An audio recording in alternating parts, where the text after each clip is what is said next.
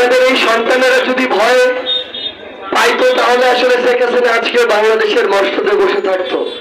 ভয় পাইনি দেখে লেজ গুটিয়ে তার সকল ছেলে পেলে উত্তরসূরিদেরকে রেখে নিজের জানটা নিয়ে ইন্ডিয়া পালিয়ে গিয়েছে। এখন সবচেয়ে বড় কথা হচ্ছে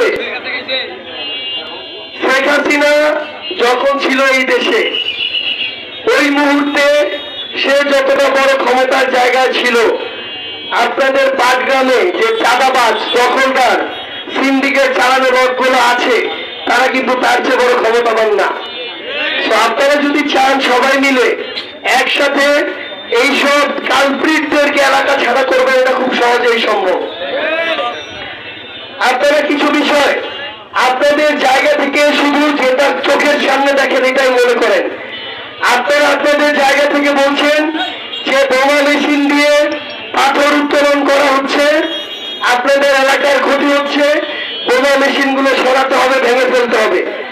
আপনার তো পিছনে গোড়ায় হাত দিতে হবে, গোড়াটা কাটতে হবে। গোড়া কোথায়? আপনার এই উপজেলার নিশ্চয়ই কোন রাজনৈতিক দলের কোন নেতা নামক কালপ্রিট ওই বোমা মেশিন গুলো চালানোর ভাগ প্রতি রাতে বসে বসে গুনে নেয়। সবার আগে ওই কালপ্রিটদের মুখোশ সবার সামনে উন্মোচন করতে হবে।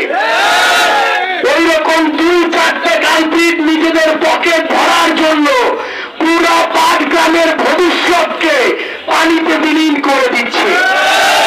এখানে শুধু পাথর উত্তোলন দিয়ে শেষ নয়, আমার যারা শ্রমিক ভাইরা আছে তারা চাইলে সনাতনী পদ্ধতিতে পাথর উত্তোলন করতে পারে। আজকে থেকে 20-30 বছর আগে যেভাবে উত্তোলন করা হতো এটা সমস্যা না, এই কর্মসংস্থান থাকুক। কিন্তু তারা যেভাবে তুলে আপনার আজকে থেকে 5-10 বছর পরে এই পাটগ্রামের ভূমি ক্ষয় হয়েছে, নদীতে বিলীন হয়ে যাবে তার কোনো নিশ্চয়তা নেই। আপনি দেখবেন যে আপনি বোর্ডিং করছেন কিন্তু আপনার নলকূপ দিয়ে পানি আসছে না। আপনি দেখবেন আপনি বাড়ি করেছেন কিন্তু হঠাৎ করে আপনার বাড়ির নিচের দিকে দেবে যাচ্ছে। আপনি দেখবেন আপনারা চাষাবাদ করছেন কিন্তু ফসল আগের মতো আপনারা ফলন পাচ্ছেন না। তো এই সামগ্রিক বিষয়গুলো দেখে আপনি একটা মেশিন ভাঙলে হবে না, বরং যারা রাতের আধার থেকে ওই মেশিন গুলো বসানোর জন্য প্রোটেকশন দেয় সেই মাথাগুলো ভেঙে দিতে হবে। আপনারা আপনাদের জায়গা থেকে যদি আপনাদের দাবি নিয়ে সরব না হন, কেউ এসে আপনাদেরকে খাওয়াই দিবে না। গ্রামে একটা কথা আছে না, বাচ্চা না কাঁদলে নাকি মাও দুধ দেয় না। তো আপনারা যারা পাটগ্রামবাসী আপনারা এত অন্যায় অত্যাচার বৈষম্যের শিকার, সবকিছু মনে মনে রাখলেন, চায়ের দোকানে নিজেরা গল্প করলেন, কিন্তু এই কথা সরকার পর্যন্ত পৌঁছালো না, তাহলে দিন শেষে আপনারা যে উন্নতি প্রত্যাশা করেন এটা হবে না। আপনাদের লালমনিরহাটে ট্রেন আসে, নাম বুড়িমারি এক্সপ্রেস, ট্রেন আমার বুড়িমারি পর্যন্ত আসে না। মানে এটা তো একটা মূলা ঝুলানো। ট্রেনের নাম দিয়ে রাখবে বুড়িমারি এক্সপ্রেস, আর ট্রেন জীবনে বুড়িমারির মুখই দেখে নাই। আপনাদেরকে সবাই মিলে প্রয়োজন হলে এই পাটগ্রাম থেকে হাজার হাজার মানুষ আপনাদের একটা দিন সকল কাজ বাদ দিয়ে ওই পাটগ্রামের ওই লালমনিরহাটের যেখানে ট্রেন আসে ওই ট্রেন লাইনে গিয়ে হাজার মানুষ বসে পড়বেন। হয় ওই ট্রেনের নাম বদলাতে হবে, না হয় বুড়িমারি পর্যন্ত ট্রেন আসতে হবে।